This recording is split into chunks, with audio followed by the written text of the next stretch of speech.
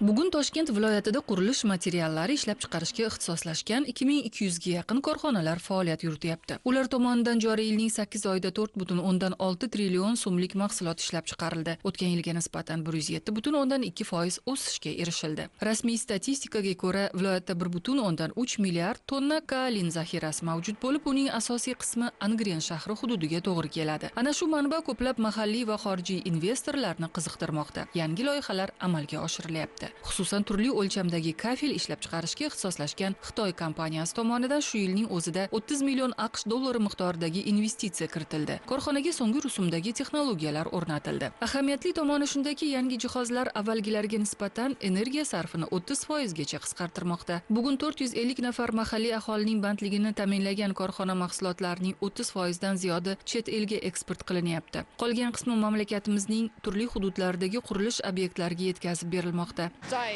2023年中亚峰会上面 Toshkent viloyati hokimligi delegatsiyasi Xitoy davlatiga borganida O'zbekistonning iqtisodiy salohiyati taqdimoti o'tkazildi.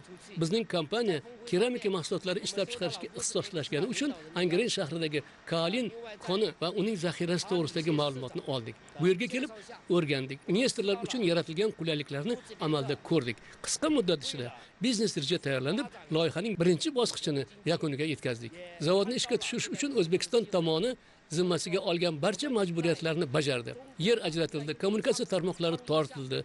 Biz bu yerdagi xorijiy investorlarga ko'rsatilayotgan ko'makdan mamnunmiz.